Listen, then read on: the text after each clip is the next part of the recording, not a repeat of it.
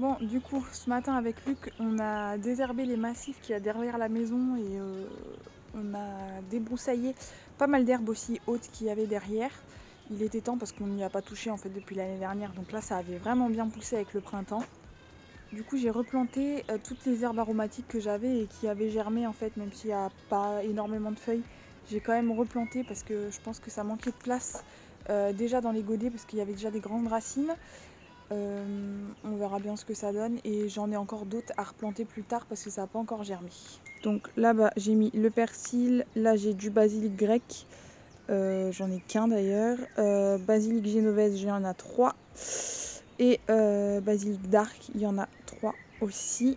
Donc voilà, et là c'était un basilic qu'on avait acheté pour en avoir un peu plus tôt dans la saison, donc je l'ai replanté quand même. Bon, sinon, concernant les semis, là, il va falloir attendre quelques jours avant que je puisse repiquer au potager. Parce que, alors, les tomates, je les avais repiquées dans des godets un peu plus grands. Elles ont eu du mal à repartir, donc je pense que dans le garage, en fait, elles ont manqué de lumière. Désolée pour le bruit. Dans le garage, je pense qu'elles ont manqué de lumière et du coup, elles poussaient, mais vraiment très lentement. Donc là, elles sont bien reparties. Et sinon, tout ce que j'ai semé la dernière fois, ça a vraiment du mal à germer. Vraiment beaucoup, beaucoup. Là, j'ai quelques maïs qui commencent, 2 concombres et une courgette. Donc, on va voir ce que ça donne. Mais cette année, comme les températures sont pas très chaudes pour un début mai ou même une fin avril qu'on a eu, je pense que ça a eu du mal à partir.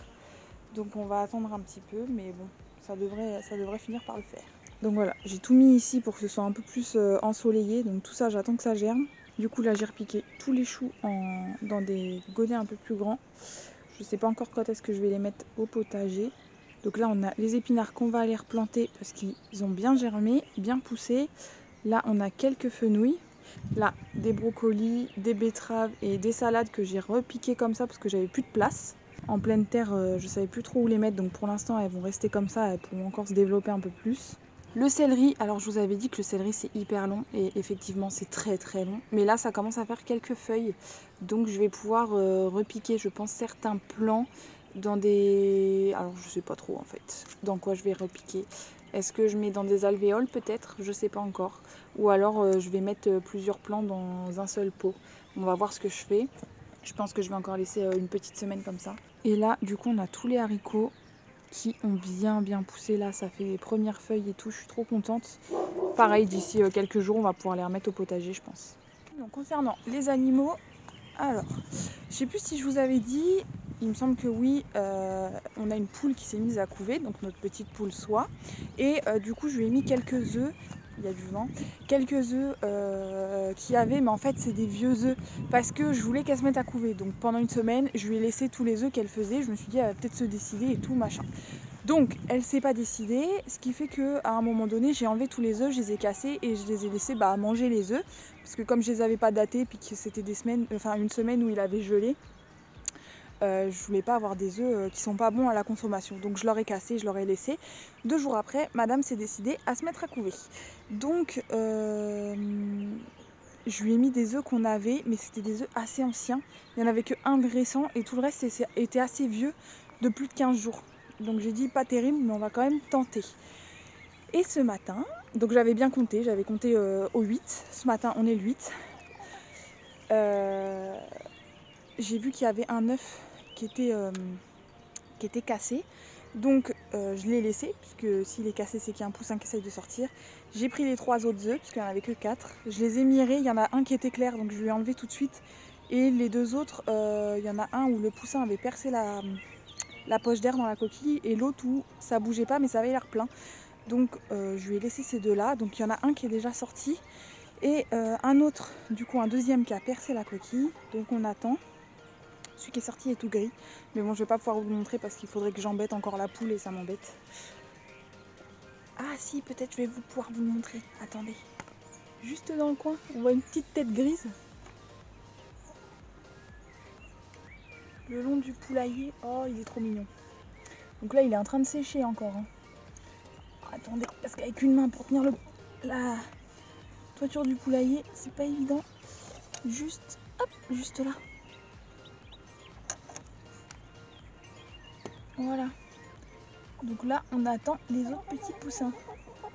Bon, à savoir que cette poule-là est pas isolée des autres. Donc ça m'embête un petit peu parce que j'ai pas envie que le coq ou notre deuxième poule s'en prenne aux poussins. Ou alors même qu'il y ait un rapace qui passe et que on se fasse embarquer les poussins. Parce que ça peut très très vite arriver. Donc j'avais prévu, de base je m'étais dit, comme elle va se mettre à couver, quand elle sera en pleine couvaison, je la mettrai dans le poulailler mobile, dans la petite cabane et tout. Comme ça lui fera un petit espace pour sortir et elle aura de quoi couver. Sauf que on a les poussins marrants que j'ai sortis il n'y a pas très longtemps dehors et eux ils occupent le poulailler mobile et je n'en ai qu'un. Donc j'ai laissé la poule couver dans le poulailler avec les autres. Donc en gros là ce que je vais faire c'est que demain, donc je pense que ce sera dans ce vlog là aussi parce que sinon il n'y aura pas beaucoup de contenu. Demain les œufs auront tous éclos. Normalement voilà, à peu près 24 heures ça devrait être bon pour que tout le monde naisse. Donc tous les œufs auront éclos, je vais la faire basculer dans le poulailler mobile et les poussins qui sont plus vraiment des poussins mais des poulets maintenant, je vais les mettre en liberté dans le poulailler avec les grands.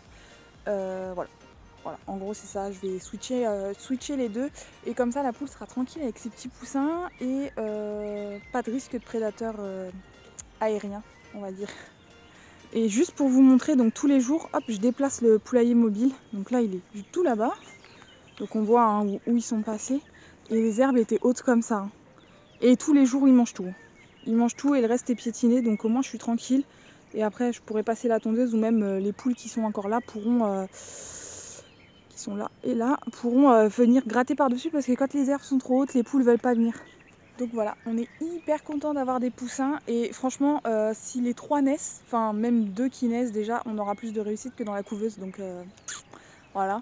Juste on sait pas encore trop ce qu'on va en faire, ça dépend en fait si c'est coq ou poule. Si c'est des coqs, normalement on va les vendre du coup et si c'est des poules, je pense, alors je suis pas sûre à 100%, mais je pense qu'on va les garder et que soit on fera un échange avec le coq qu'on a déjà, soit on vendra notre coq pour en racheter un parce que on veut pas de consanguinité et qu'il nous faut plus de poules pour couver, tout simplement parce que la couveuse c'est bien mais on aimerait bien s'en séparer en soi. On aimerait bien ne pas être dépendant de la couveuse. Si on arrive à avoir plusieurs poules qui couvent pour avoir un certain nombre de poussins à l'année, ce serait pas mal. Et c'est aussi pour ça qu'on a choisi les poules soie, d'ailleurs qui sont très gentilles quand elles couvent parce que cette petite poule, je l'ai embêtée. Bon, je ne l'ai pas embêtée tous les jours. En fait, si j'ai besoin de regarder les œufs, le matin, elle sort 3 quarts d'heure, donc j'ai largement le temps de les mirer ou quoi si j'ai envie. Mais ça peut arriver que je l'embête la journée. C'est arrivé 2-3 fois et franchement, elle dit rien. On peut même passer la main ou même passer en dessous elle et tout. Elle dit rien du tout. Contrairement à d'autres poules qui pourraient nous picorer les mains. Ce qui serait normal, hein, mais en tout cas, elle dit rien. Elle est vraiment très gentille. Et pareil pour le coq qu'on a, en soi, ça m'embête de m'en séparer parce que c'est un coq très très gentil. Mais bon, généralement, les races naines, ils sont pas très méchants, donc ça devrait aller quand même si on en retrouve un autre. Et juste, je vous montre rapidement le champ de pommes de terre, là, du coup. Enfin, notre mini champ de pommes de terre. Hop, donc là, ça pousse bien bien partout. D'ici une petite semaine aussi, comme pour le reste, je vais pouvoir les buter. Et en plein milieu des allées, j'ai des pommes de terre de l'année dernière, là, j'en ai là-bas. J'en ai ici aussi, par là. J'ai des pommes de terre des années précédentes qui poussent, donc on les a laissées en place. Mais là ça pousse bien, ça va commencer à bien dépasser des tranchées, donc je vais pouvoir buter une première fois.